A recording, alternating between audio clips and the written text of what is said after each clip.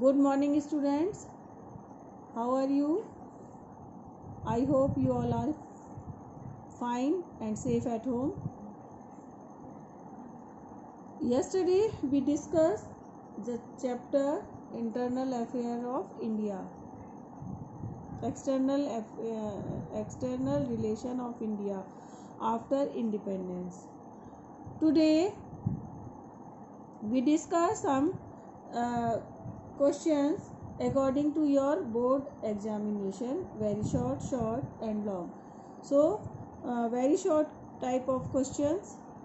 Why was the world divided into blocks after the second world war? बेटा ये तो आप लोग बिल्कुल इजीली कर दोगे. USA followed the policy of capitalism and USSR followed the policy of communism.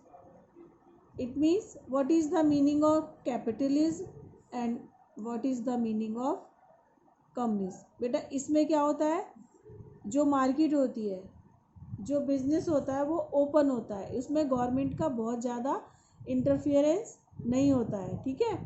और जो कम्युनिज्म है ना होता है उसमें क्या होता है, everything is under the control of government.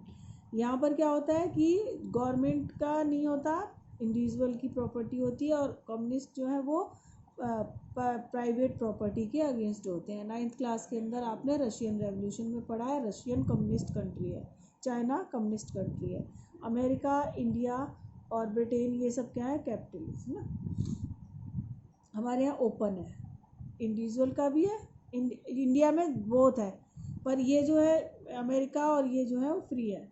USA was against the spread of communism into the countries which led an ideological conflict with USSR. तो पहले तो बेटा इनकी दोनों की आइडियोलॉजी का ही डिफरेंस था. USA नहीं चाहता था कम्युनिस्ट जो है उसकी आइडियोलॉजी को फैलना. They established alliance such as NATO by USA and Warsaw Pact by USSR. ठीक है, NATO इन्होंने बनाया and the Warsaw Pact USSR ने, and force other country to became the part of their blocks. और वो countries को, ये super power थी और ये अपने अपने ब्लॉक्स में सबको इंक्लूड होने के लिए फोर्स करती थी. This divide the world into 2 blocks and led to the emergence of third block country called NAM. और क्या था कि ये ब्लॉक, ये अपने अपने ब्लॉक में मतलब गुटबाजी हो गई, 2 ब्लॉक्स हो गए. USSR अपने ब्लॉक में आने के लिए कहती थी और USA अपने में. और फिर इसी तरह से इसलिए सेकेंड वर्ल्ड वॉर के बाद क्या हो गया, जो दुनिया है वो 2 पार्ट्स में डिवाइड हो गई. फिर एक नई चीज़ आई सामने, NAM, नॉन अलाइंड मूवमेंट. ठीक है, जिसमें एक नया जो ये ग्रुप तैयार हुआ. ओके बेटा, इसमें तो कुछ, अब मुझे नहीं लगता आप लोगों को कुछ ऐसी चीज़ है. ये तो हम कई बार 12th क्लास के अंदर डिस्कस कर चुके हैं. जब से आप आए हो फर्स्ट चैप्टर से हम यही डिस्कस कर रहे हैं. ठीक है ना. नेक्स्ट है, elaborate the contribution of Jawaharlal Nehru on the foreign policy of India. भाई उनका क्या रोल रहा है ना, इसको पूरा बताओ, थोड़ा अच्छा बड़ा करके बताइए कि उसमें क्या उन्होंने रोल जो है वो प्ले किया. इन्होंने, पंडित जवाहरलाल नेहरू ने. Jawaharlal Nehru was the chief architect of the foreign policy of India as he held both prime minister office and the foreign ministry from 1947 to 1964. बेटा फॉरेन पॉलिसी जो होती है वो बहुत जल्दी चेंज नहीं होती. ठीक है ना.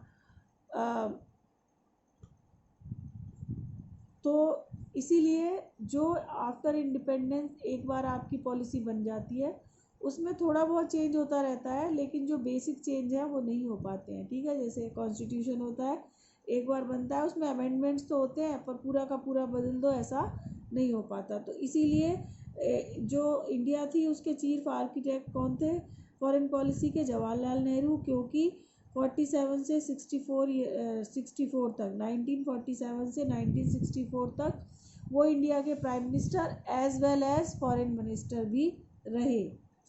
The three major objective of Nehru's policies were to preserve sovereignty of India.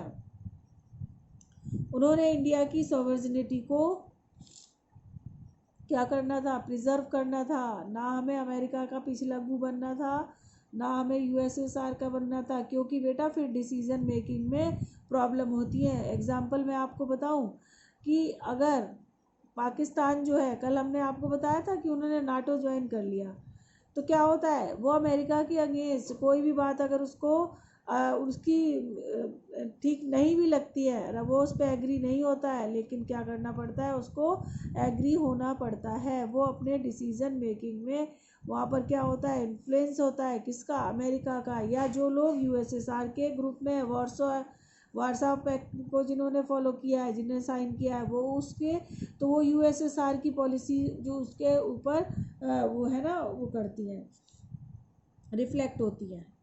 The protect, तो पहला तो ये उनका ये जो उन्होंने फॉरेन पॉलिसी करी वो क्या था कि अपनी सॉवरेनिटी को प्रोटेक्ट करना था, और इंडिया टेरिटोरियल इंटीग्रेशन, और इंडिया की इंटीग्रिटी को उन्होंने बचा कर रखना था। भाई हमारे बहुत सारे जो जोग्राफिकल कितनी डाइवर्सिटी है, अब नॉर्थ ईस्ट के कंट्री बहुत सारे हमारे साथ बाद में इंक्लूड हुए, सिक्किम है, इधर महाराष्ट्र के साइड में गोवा है, वो बाद में हमारे साथ आया, अरुणाचल प्रदेश बाद में आया। तो ये क्या है, ये हमें एक साथ इन्हें बांध कर रखना भी हमारी जो है वो एक बहुत बड़ा हमारे लिए टारगेट था। And promote Indian rapid development, और सबसे बड़ी बात तो ये थी कि जो हमारा बिल्कुल ख़त्म करके जा चुके थे हमारे रिसोर्सेज को और हमारी इकोनॉमी को, कौन, ब्रिटिशर्स, तो अब हमें अपना इकोनॉमिक डेवलपमेंट भी बड़ी तेज़ी के साथ करना था। He formed a foundation of policy non aligned Afro-Asian unity and established the democratic relation with the country of India's independence। उन्होंने फिर एक पॉलिसी बनाई, पहली तो नॉन अलाइंड थी कि हम किसी भी अलाइंस में नहीं जाएंगे और हम नॉन अलाइंस रहेंगे। फिर एफ्रो एशियन, क्योंकि मैंने हम लोगों ने ये भी कल डिस्कस किया कि जो अफ्रीकन कंट्री थे वो भी ज़्यादातर क्या थे, गुलाम देश थे, किनके, अपनी यूरोपियन पावर्स के।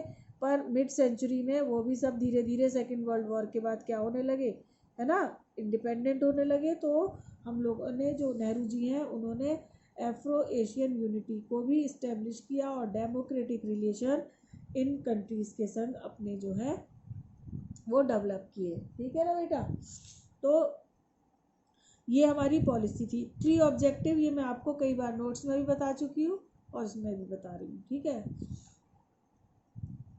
अब नेक्स्ट है बेटा, give two reason behind the decline of Indo American relation. दो रीज़न बताओ आप, यह है जो इंडिया के अमेरिका के संग रिलेशन ख़राब होने का कारण बने। तो बेटा एक तो यही है कि the two reason which led the decline of Indo American relation are, Pakistan joined the American blocks. Pakistan ने अमेरिका का ब्लॉक जो है, कल ही मैंने आपको जब मैं समझा रही थी, चैप्टर एक्सप्लेन कर रही थी कि पाकिस्तान ने अमेरिका का ब्लॉक ज्वाइन किया, NATO, received military add from America. Pakistan हमारा एनिमी कंट्री है ना, हमारे रिलेशन उसके साथ अच्छे नहीं है, बट अमेरिका जो है उसने अमेरिका का कैंप ज्वाइन किया और अमेरिका उसे बहुत सारी मिलिट्री एड देता है and bring use against India, जो वो इंडिया के अगेंस्ट काम करता है। हम तो इंडिया और पाकिस्तान तो एक दूसरे के, है ना, पक्के वाले दुश्मन है। This was not expectable to India's but American refuse to stop military aid to Pakistan. India को ये बात अच्छी नहीं लगी, बट अमेरिका ने कभी भी अमेरिका को ये करने से, एड देने से, उसकी हेल्प करने से, एनिमेशन देने से कभी भी मना नहीं किया। तो एक तो ये रीज़न था। पाकिस्तान ने उसका ग्रुप ज्वाइन किया, मान लिया बेटा दो दोस्त हैं आपके और दो आपकी क्लास में सबसे इंटेलिजेंट बच्चे हैं और फिर आप आप और आपका एक फ्रेंड है, अचानक उनकी लड़ाई हो जाती है, तो फिर उन दोनों में से जिसके पास आपका वो फ्रेंड बैठेगा तो नेचुरली आप वहाँ नहीं जाओगे, ठीक है ना। और ऊपर से वो हेल्प कर रहा है और वो हेल्प जो है वो आपके अगेंस्ट यूज़ हो रही है, तो क्या होगा, ये तो हमारे रिलेशन ख़राब होने ही है ना अमेरिका से। अमेरिका को पता है कि जो भी मैं इनको वेपन्स देता हूँ वो किसके अगेंस्ट यूज़ होने हैं, इंडिया के। तो इंडिया ने इस चीज़ के लिए कई बार ऑब्जेक्शन किया, बट उसने कोई भी उसको ध्यान से उनकी बात नहीं सुनी। India follow the policy of non aligned, which mean India maintain closer relation with United State and Soviet Union equally. India ने नॉन अलाइंस जो है स्टार्ट किया। इसका मतलब था कि वो रशिया, वो यूएसएसआर और यूएसए दोनों से अपने जो रिलेशन है वो इक्वली मेंटेन करेगा। This was resented by United States as it did not favor India's close relation with the Soviet Union। ये बात अमेरिका को अच्छी नहीं लगी और उसने कभी भी इंडिया को फेवर नहीं किया, क्योंकि उसे ऐसा लगता था कि इंडिया के जो रिलेशंस हैं वो यूएसएसआर से ज़्यादा क्लोज हैं। क्योंकि बेटा हमने इंडिया पाकिस्तान की अमेरिका और उन दोनों की पॉलिसी को फॉलो किया है ना। हमने capitalist as well as socialist दोनों को हम लोगों ने इंडियन कॉन्स्टिट्यूशन में दिया। इट मीन्स जो हमारा बिजनेस है वो प्राइवेट भी है एंड गवर्नमेंट भी है। बहुत सारी कंपनीज हमारी प्राइवेट है और बहुत सारी हमारी जो है, तो इसमें हमने दोनों साइड जो है अपनी मार्केट में ओपन रखी, जिससे हमारा डेवलपमेंट जो है वो और जल्दी हो सके। Why did the Dalai Lama free from the Tibet into India? China invaded Tibet in 1950 and opposed the right of the people approached the rights of people of Tibet in 1958. There was an armed uprising in Tibet but suppressed by the China army. China ने क्या किया, attack किया 1950 में और तिब्बत के लोगों के जो राइट थे उनको बिल्कुल वायलेट किया। इन 1958 वहाँ पर एक आर्म अपराइजिंग हुई है ना, एक वहाँ पर रेवोल्यूशन हुआ, बट चाइना ने उसको क्रश है ना कर दिया, उसको क्रैश कर दिया, उस पर उन लोगों का ज़्यादा caused the Dalai Lama and the people of Tibet to fear for their safety, and they fled to India. He and another Tibetans were granted access to asylum in India. सो दलाई लामा को India में क्या क्या दिया था बेटे, protection दी गई थी, जिसकी वजह से क्या हो गया था, इंडिया के रिलेशन जो है वो चाइना के साथ खराब हो गए थे।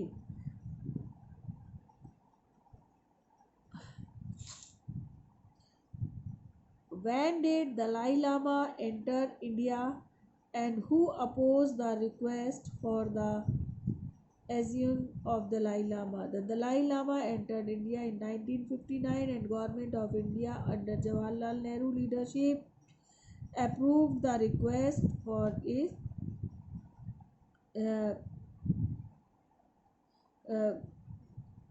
stay here. Elaborate any two principle of Indian foreign policy. कोई से भी दो प्रिंसिपल्स जो हैं वो बताइए इंडियन फॉरेन पॉलिसी के। The two principle of Indian foreign policies are, a principle of India's foreign policy is non-aligned, whereby it means that the India will maintain the independent foreign defense and economic policy and will not join either the two superpower blocks, ठीक है। Another principle of India's foreign policy is Vasudev Kutumbakam, एक तो यही हो गया कि हमने non align किया, हमने कोई भी ब्लॉक जो है उसको ज्वाइन करने से मना कर दिया, ना यूएसएसआर का ना यूएसए का। दूसरा क्या था, वासुदेव कुटुंबकम, हमें लड़ाई झगड़ा नहीं पड़ना, सब हमारे लिए हमारा परिवार है, पूरी दुनिया हमारा परिवार है। Whereby the people of the world are the part of our family, and therefore India will maintain friendly relation with the countries and its people। इसलिए इंडिया के लिए सारा जो वर्ड है वो उसकी फैमिली की तरह है, और वो सबसे बहुत ही फैमिली रिलेशन सबके साथ मेंटेन करेगा। ये इंडिया के फॉरेन पॉलिसी की दो वो थी। नंबर 1, कोई नॉन अलाइन, कोई भी ब्लॉक ज्वाइन नहीं करना, neither USSR nor USA. And वासुदेव कुटुंबकम, इट मीन्स कि वो सबको अपना परिवार पूरे वर्ल्ड को अपनी फैमिली की तरह ट्रीट करेगा और सबके साथ फैमिली रिलेशन जो है वो मेंटेन करेगा। How did the Sino India conflict effect the opposition also? The Sino-Indian conflict created a considerable difference with the Communist Party of India, which was opposition. I got divided into Communist Party of India, Marxist, and the CPM was pro-China and CPI was pro-Russia। ठीक है, कल ये भी मैंने जब notes में आपको बताया था कि जो ये था ना, जब चाइना ने इंडिया पे अटैक किया तो उसके बाद क्या हो गया, जो यहाँ की जो पॉलिटिकल पार्टी थी, ये कल लास्ट टॉपिक था हमारे चैप्टर का, उस पर भी इफेक्ट पड़ा। जो मेन अपोजिशन पार्टी थी इंडिया की, है ना, कौन थी, कम्युनिस्ट पार्टी, उसको वो 2 पार्ट में डिवाइड हो गई। एक जो चाइना के फेवर में थी, मार्क्सिस्ट, एंड दूसरी जो रशिया वाली थी। तो ये इंडिया की उस पर भी इसका इफेक्ट पड़ा। Give 2 reasons explaining the cause of Indian-China war in 1962. The 2 causes of India-China war 1962. India has given protection to Dalai Lama and Tibbeti refugee, and that was opposed by China. India also refused to respect Tibet and the sovereignty part of China. China wanted to control over Akai Chin in Ladakh and linked Tibet to exercise provision of China. India considered Akai Chin as its part under the McMahon line but China refused to respect it। ठीक है, क्या था, एक तो दलाई लामा को हम लोगों ने यहाँ पर अपने यहाँ प्रोटेक्शन दे दी थी जिसकी वजह से वो नाराज हो गया था। नंबर 2, अकाई चीन, ये भी याद रखना है, अकाई चीन को इंडिया कह रहा था कि हमारी मैकमोहन लाइन का पार्ट है, और वो कह रहा था कि नहीं, ये तिब्बत में जो ये पड़ता है ये हमारा पार्ट है, क्योंकि बेटा वहाँ से उसने रोड बनाई जिससे कि वो एक फेवरेबल कंडीशन जो है अपने नेबरिंग कंट्री को पे नज़र रखने के लिए रख सके। ठीक है। What was the cause of Indo-Pakistan war in 1965? The main cause of, पहली तो बेटा आपको पता है जो पाकिस्तान से हुई थी वो क्या हुई थी, कश्मीर के पीछे हुई थी। फिर सेकंड जो हुई थी 65 में, तब हमारे प्राइम मिनिस्टर लाल बहादुर शास्त्री थे। The main cause of Indian Pakistan war in 1965 was Pakistan launched army operation in run of Kutch and India retained it defense। Pakistan launched Operation Gibraltar and began to send troops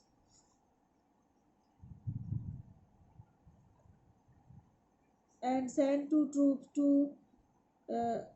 insurgent of invade Jammu and Kashmir, and unilateral attack Pakistan against India became the main cause of 1965 war. So these are the reasons behind this war. And student, I think you all are very well understand this chapter, and Please maintain your notes, which I always uh, discuss in your videos. Please, students, if you have any question regarding this you can call me, and you can discuss it in a Zoom class and write down your problems for the Zoom classes. Okay, student, have a nice day.